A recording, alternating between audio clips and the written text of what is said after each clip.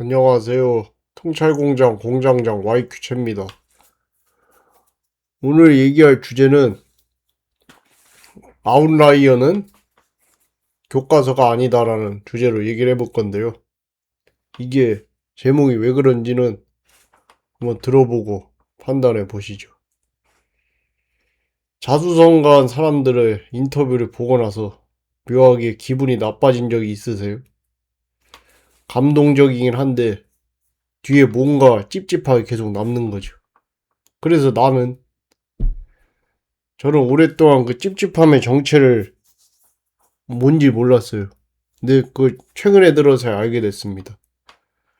그건 단순히 제 열등감뿐만 아니라 그런 자수성가 이야기 구조 자체에 에러가 있었던 거예요. 오늘 얘기할 내용은 딱 한 문장으로 요약됩니다. 한 분야에서 성공하거나 역경을 이겨낸 사람들은 전부 아웃라이어고, 그리고 이 아웃라이어는 귀납의 재료가 될 수가 없다. 다시 말해서 아무리 자수성가했더라도 다 그렇게 할 수 있었다면 그 사람은 애초에 아웃라이어가 될 수 없었을 겁니다. 이게 왜 감정이 아니라 통계와 연구의 문제인지, 그리고 그걸 받아들이게 되면 어떻게 살아야 하는지 지금부터 말씀드리겠습니다. 사회과학 쪽에서는 종속변수 기준 표본 선택이라는 오류가 있는데요. 이게 어려운 단어인데 그냥 쉽게 설명하면 성공한 사람들만 모아서 공통점을 찾으면은 똑같이 비슷한 특성을 가졌는데 여기서 실패한 사람이 몇 명인지는 알 수가 없다는 거예요. 왜냐면 실패자는 표본에서 사라졌으니까요. 그래서 그 성공자들의 공통점은 그 성공하는 원인이 아니라 그냥 잔여물이다. 그리고 여기다 후광 효과도 붙습니다. 필 로젠츠바이크가 밝힌 건데요. 회사가 잘 나갈 때는 그 문화랑 리더십이 다 훌륭해 보이고 동일한 회사가 흔들리면은 똑같은 특성인 경고 신호로 재해석이 됩니다. 실체는 똑같아요. 근데 성과만 바뀐 겁니다. 실제로 굿투 그레이트라는 책에 나온 그 위대한 기업 중 11개가 이 책 출간 후에 그 중에 5개가 출간 후에 실패했습니다.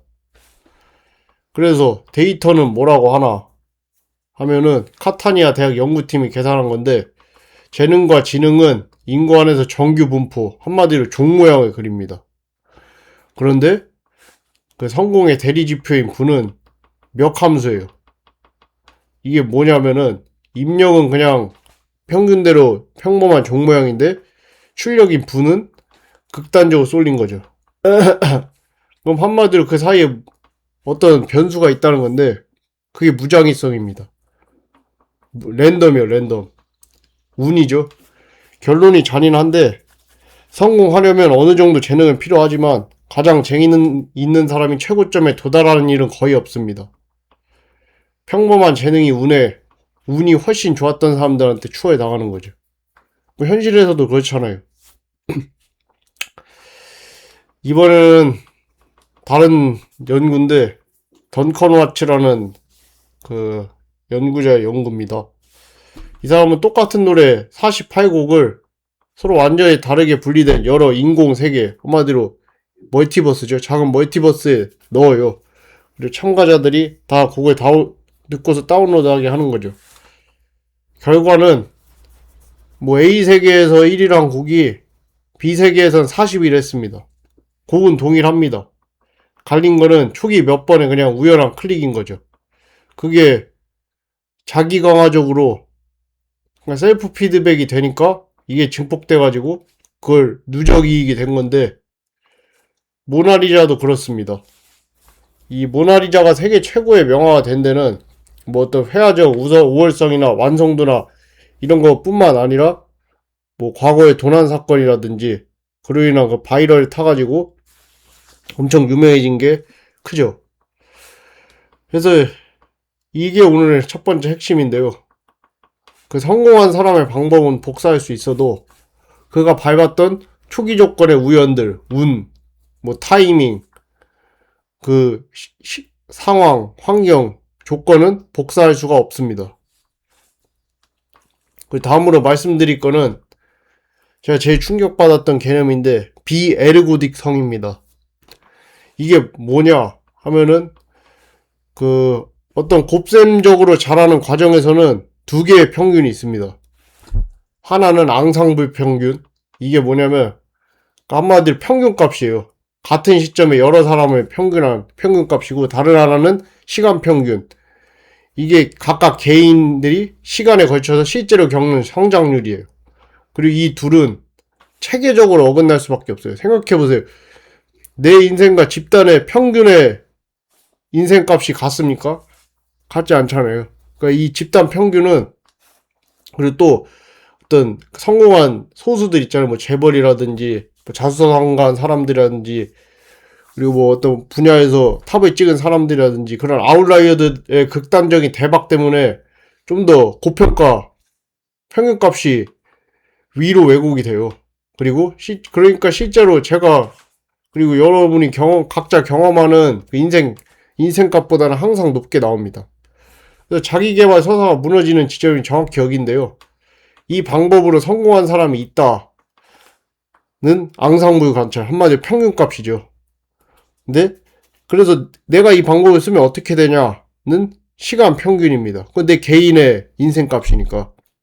그래서 비에르고딕 시스템은 결국에는 모두의 평균값과 내 개인의 인생값은 다르다. 그러니까 저 사람이 가능하다고 해서 나에게도 확률적으로 가능한 일은 아니다. 다른 질문이라는 거죠. 이걸 우리는 마치 자기계발서라든지 어떤 성공담이라든지, 누가 뭐 어떤 뭐 삼전환익을 사서 대박 쳤더라 생각하면 나도 일어날 수 있지 않을까? 라고 생각하는데, 애초부터 다른 질문이라는 거예요. 그리고 다른 사람들은 99명은 다 실패해도 나는 성공할 거야 라고 생각하는 그 주인공 마인드 있잖아요. 그것도 결국엔 이 비에르고딕성에서 앞에서는 아주 바사삭 깨져버린다는 거죠. 그래서 절망하라는 얘기냐, 그런 건 아니고요. 오히려 좀 희망적인 데이터가 나오는데, 그 노스웨스턴대 다순 왕 연구팀이 예술가, 영화감독, 과학자 등 약 3만 명의 평생 작업 이력을 추적한 게 있는데, 이게 그 핫스트릭 연구라는 겁니다. 첫째는 거의 대부분의 90%의 사람이 경력 중 최소 한 번의 핫스트릭을 경험합니다. 그럼 한마디로 전성기죠, 우리나라 말로 하면.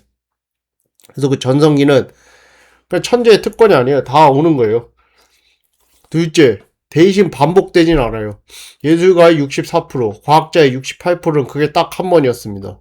그게 뭐 여러 번 쌓이게 되면은 그 분야의 탑이 되고 뭐 유명해지고 돈도 많이 벌겠죠. 그리고 셋째는 짧아요, 이게. 예술가, 감독은 평균 5년, 과학자는 평균 4년입니다. 넷째, 마지막인데요. 이게 핵심이에요. 이것도 언제 오는지 완전 무작이에요. 완전 랜덤.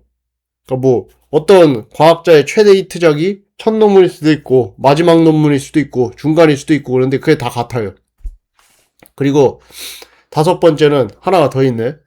더 놀라운 거는 그 전성기 때 생산량이 늘지가 않아요.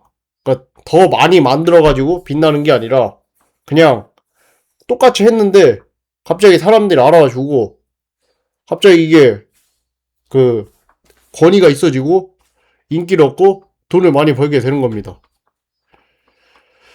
그리고 뭐 공간 차이도 있어요.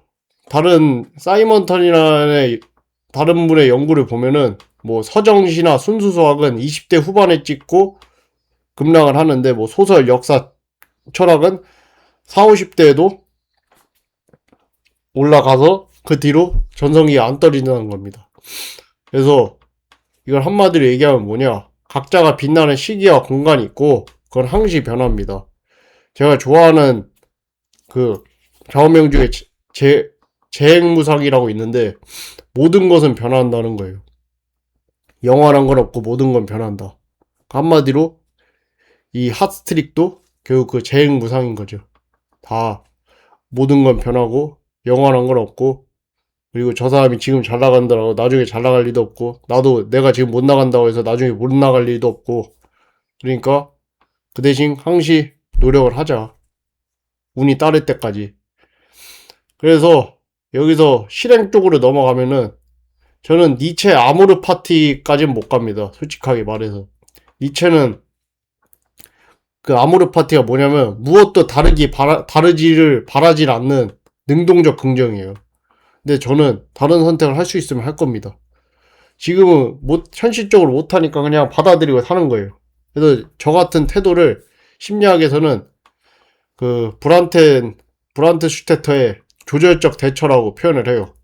이게 뭐냐 하면은 상황을 내 뜻대로 바꾸려는 게 동화적 제초고, 저처럼 간극이 그냥 이 현실을 극복 불가능하다고 판단될 때 그냥 목표 자체를 제약에 맞춰서 재조정하는 거, 한마디로 그냥 수용하는 거죠, 현실을. 그리고 거기에서 그냥 유도리 있게 살아가는 거를 조절적 대처라고 합니다. 이건 체념이 아니에요. 그냥 족같았던 상황의 재해석이고, 만성통증과 장애 연구에서 이게 정신건강에도 긍정적인 효과가 발휘된다고 확인된 전략입니다. 또 이걸 스토아 철학에서는 어떻게 표현하냐면 유보조항이라는 기법이 있어요. 이 한마디로 얘기하면 나는 로마로 항해할 것이다, 만약 운명이 허락한다면. 그러니까 결국에 요점은, 그러니까 헌신이나 노력을 약화시키지 않으면서 결과로부터 내 자신을 분리하는 겁니다. 마치 제가 유튜브를 할 때도 나는 계속 유튜브를 할 것이다, 그리고 터질 것이다, 운명이 허락한다면. 뭐 같은 맥락이죠. 뭐 터지든 안 터지든 일단 이전에도 얘기했듯이 1차적으로 배설이 주 목적이니까 일단 계속 노력을 하겠다, 그거예요. 누가 보든 안 보든. 그리고 그 ACT라고, 이게 뭐였더라? 수용 전념 치료. ACT에서도 같은 얘기를 하는데요. 수용은 체념이 아니라 의지고 판별의 기준은 하나라고. 현실을 받아들이면서도 가치에 맞는 행동을 계속하고 있는가. 그리고 아까 얘기했던 그 핫스트릭 실험에서 통제 가능한 게 딱 하나 있습니다. 그게 뭐냐면은 그 전성기 이전, 핫스트릭 직전의 사람들은 그냥 다양하게 뭐 탐색하고 이것저것 뭐 다 찔러보고 노력하다가 그 전성기 시작 이후에는 급격히 한 군데 집중을 하는 거예요.